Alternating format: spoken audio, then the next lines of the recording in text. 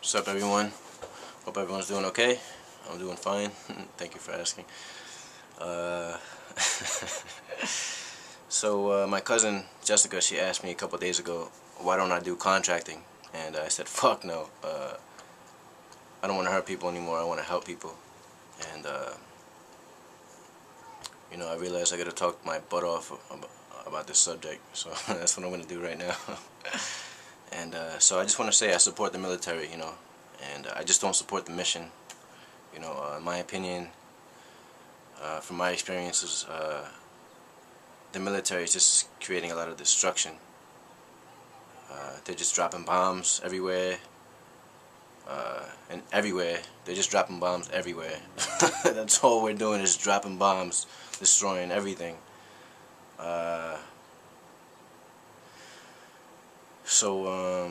Yeah, it's really not funny. But, yeah, alright, so I'm gonna spill the beans, alright? In Iraq, right, we got the wrong intel so many damn times. Like, we'd go to the wrong house, like, cause my job was, I was in infantry, right? And, so we would try to get the target, or the high value target. Yeah, I'm spilling the beans. And, we get the wrong intel. Like, 40% of the time, we get to the wrong house and scare the bejesus out of all these people, have them pissing their pants. And not funny, but yeah, we get the wrong house all the time, so it's like, it was just like a little bit disorganized, like we were well trained, like, but the intel was just, it was a bunch of just like wild goose chases. If you ever see that movie Green Zone with Matt Damon, it's just like that. Just like I'm gonna use a couple examples, right? Like, one time we went to the city called Hit. It was a huge city, right? And I was pretty scared because we were supposed to invade the city, and but we went in anyway, and we went deep into the city, and it was pretty big. It was uphill, and there was nobody there, man. There was like nobody there. Like they got the word that we were coming, and it was almost deserted, except for like maybe 100 people. And this was a big city, so 100 people was really nothing. And I'm gonna use another example. We went to this city called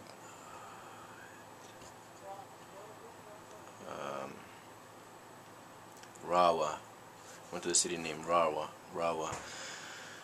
And in this city, I never seen so much artillery, so much air support. I never seen so much 7-ton trucks with so many Marines. I never seen it like that before. We were just like a never-ending line of trucks full of Marines ready to fucking lock and load. Sorry about that. And yeah, it was like open desert, and I just looked behind me in an open desert, and I did not see an end to this convoy of trucks. So that's a lot. And I was actually the point man, which is the first man to enter the city. So I was pretty scared, right? I was definitely waiting to get shot. So as I'm leading the formation, right, to go into the city, I'm just waiting to get shot, right? My eyes are open, my weapon's on off safe, right, of course.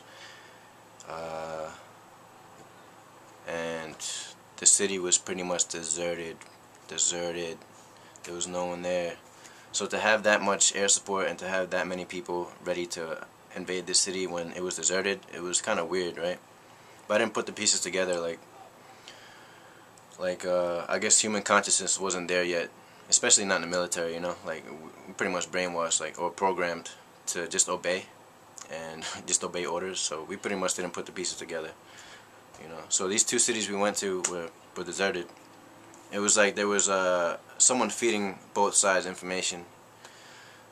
So when we got to this town called Fallujah, which was like the place that was having the most, like, it was like the stronghold for the terrorists, and that was pretty effing wild. It was like perfectly planned to have like a perfect battle with a lot of death and destruction. And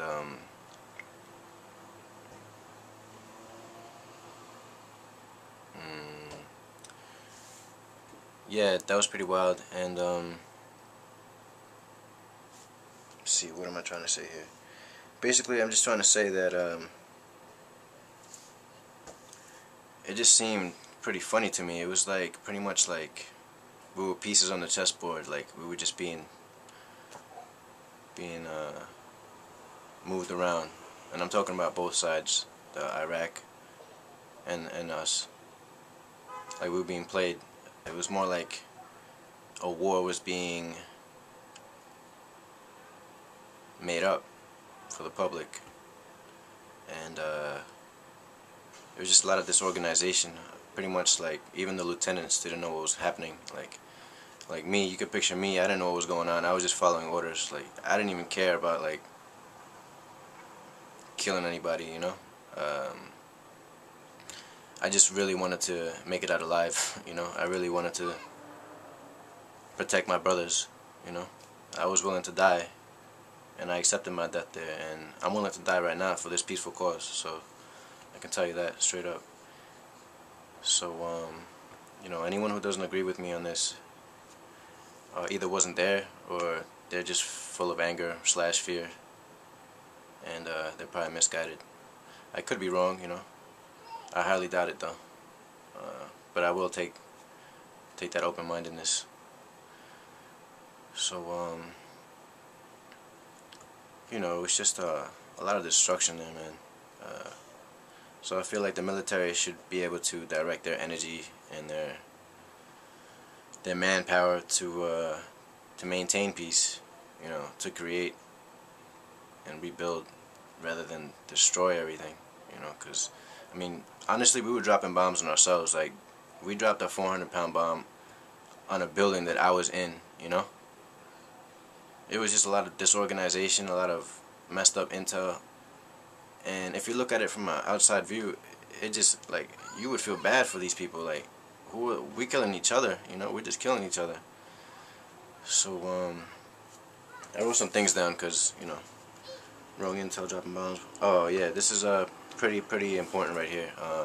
The slogan was "Win the hearts and the minds." For whoever's still listening, "Win the hearts and the minds." That was a slogan we used. If you can think about where that slogan's been used before, you know, you're pretty smart, because it's been used before in the past in our history. Win the hearts and minds.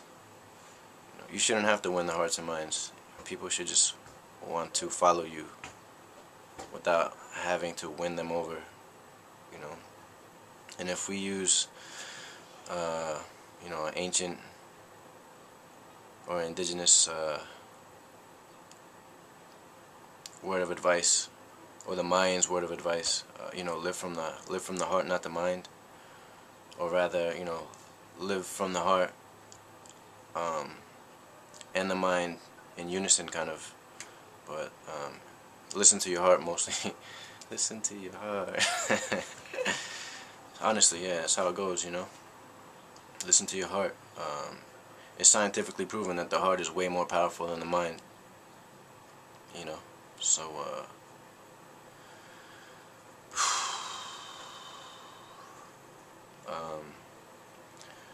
yeah, Iraq is a beautiful place.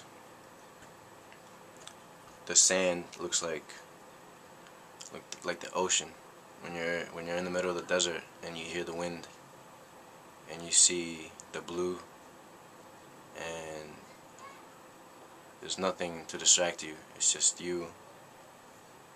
It's just you and the beautiful scenery. It's a really nice place to go to. Yeah, what else?